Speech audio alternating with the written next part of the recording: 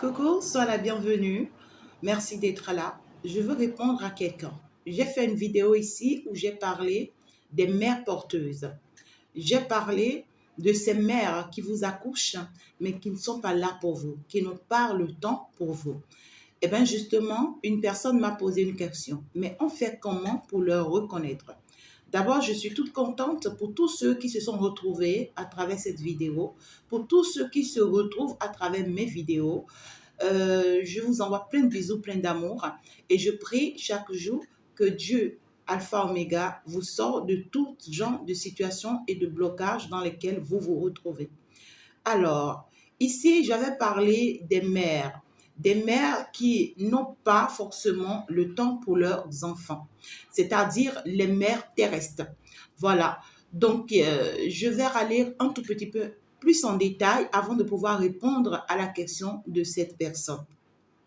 Eh bien, ici, quand tu as une mère comme ça, pour avoir plus de précision, il y a 3 points très importants à souligner. Quand tu as une mère terrestre, d'accord, il y a 3 points très importants à souligner.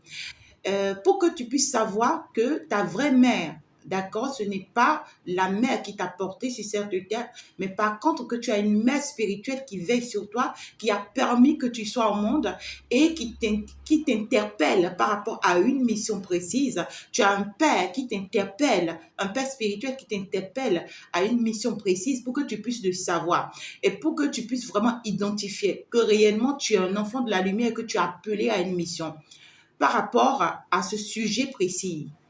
Premier point, par rapport à ta mère.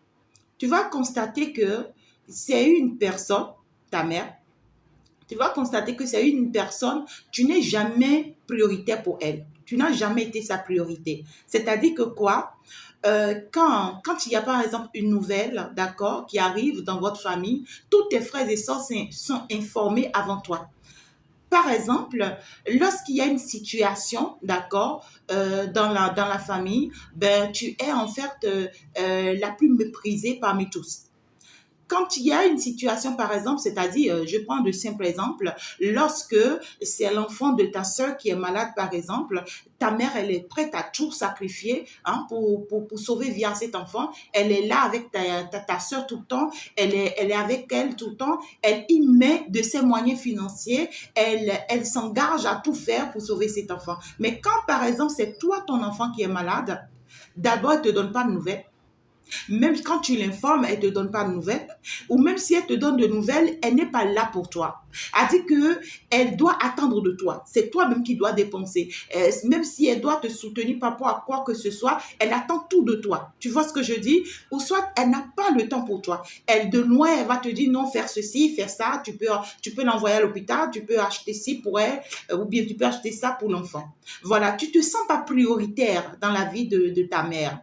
Sache que elle t'a juste porté. Elle a été juste une mère porteuse. Tu as une mère. Et ta mère, elle est spirituelle. D'accord? Deuxième point, très important aussi à souligner. Tu as une mère. Et en fait, quand tu l'informes de tout bien qui doit arriver dans ta vie, c'est que ça ne marche plus. C'est-à-dire, lorsque tu veux aller, par exemple, à un recrutement, d'accord? Un recrutement, tu as déposé les dossiers et bim, Dieu merci, ça a marché. Et puis, on t'invite ou on t'appelle à un recrutement. Alors, avant de partir, tu lui dis, maman, ça a marché et tout. Et puis là, on m'a invité pour le recrutement et tout ça. On m'a invité, donc je vais aller rencontrer le patron et tout, et tout, et tout ça. Et puis, tu pars. Dès que tu arrives, c'est-à-dire que ça ne marche plus. Soit on prend déjà quelqu'un à ta place avant que tu n'arrives, soit tu connais des incidents sur le chemin qui t'empêchent d'y aller, ou soit tu y vas, d'accord, et tu fais bien l'entretien et tout, mais ça ne marche pas pour toi. Il y en a d'autres, tu veux aller prendre de l'argent, tu veux aller récupérer de l'argent quelque part, d'accord? Tu as déjà fait toutes les procédures, ça a marché, tu es convaincu à 100% et dès que tu veux partir, tu en parles à ta mère. Ah, maman, écoute, telle chose a marché. Donc, du coup, enfin, j'y vais. Et tu pars, mais dès que tu arrives, il y a des complications, tout casse entre tes mains. Ça ne marche plus. D'accord? Je n'ai pas dit qu'elle est la sorcellerie, non. Mais elle porte une énergie qui est totalement contraire à toi. C'est-à-dire que quoi? Elle t'a juste porté en tant qu'une mère porteuse sur cette terre. Mais en réalité, ta bénédiction, ta prospérité ne dépend pas d'elle. Ça dépend par contre de ta mère spirituelle, de celle-là qui a permis que tu sois né, de celle-là qui veille sur toi dans l'invisible que tu ne connais pas encore, que tu ne sais pas encore, que tu es obligé de chercher à connaître si tu veux vraiment que ta vie s'améliore. Troisième point, très important que tu dois souligner, c'est que tu dois comprendre que lorsqu'elle te donne un conseil, quand je te dis elle te donne un conseil, ce n'est pas dit que oui, maman, en fait, je veux faire telle chose, dis-moi, voilà, je veux préparer telle chose, comment je dois préparer. Non, c'est pas de ça que je te parle.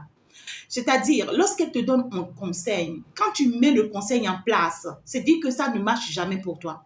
Je te donne un simple exemple. Tu veux faire le choix d'un homme, par exemple, d'accord? Et cet homme, tu veux de cet homme, tu tiens à cet homme, tu l'aimes bien. Cet homme n'a rien peut-être, d'accord? Et puis, elle te dit non, ne choisis pas celui-là. Ne choisis pas celui-là. Si tu le choisis, je ne suis plus ta mère. Si tu le choisis, je vais te traiter de ci, je vais te traiter de ça. Elle est capable de te juger par tous les noms et tout. Elle te dit, je préfère que tu choisis telle personne parce que lui, au moins, il a tel, il a ci, lui peut t'apporter ci, il peut t'apporter ça. Lorsque tu suis son choix, tu échoues en chemin.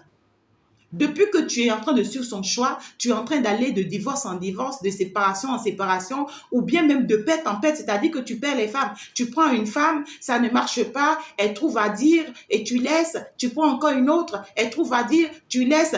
Et tu es en train de partir de femme en femme, c'est-à-dire de séparation en séparation, ou tu es en train de partir d'homme en homme, de séparation en séparation. C'est-à-dire, toutes les conseils qu'elle te donne, lorsque tu observes bien, ça ne marche pas pour toi. Et tu vas bien analyser, lorsque toi, tu fais les choses que toi, tu veux, quand tu prends tes propres décisions, tu as envie de te suivre toi-même, tu as envie de suivre en fait ta volonté. Quand tu fais ta volonté, ça marche. Et généralement, c'est des mères qui vous détestent ou qui détestent lorsque tu commences par faire ta volonté. Parce qu'elle va te traiter de sourd d'oreille, elle va te traiter de tertu, elle va te traiter d'enfant bâtard, elle va te traiter de tous les noms. Mais toi-même, tu as remarqué que lorsque tu fais ta volonté, tu fais ce que toi, tu as envie de faire, ça marche. Mais quand tu veux suivre elle, ses exemples, tu veux suivre elle, ses conseils, tu échoues. Lorsque ces trois points sont réunis, sois-en sûr que tu as une mère spirituelle, tu as une mère invisible qui a permis de te donner naissance. Et même si ce n'est pas en passant par cette mère que tu as, ta mère spirituelle est capable de passer par une autre mère. Parce qu'en fait, tu as une mission précise et tu étais appelé à venir dans ce monde et tu allais venir dans ce monde coûte que coûte.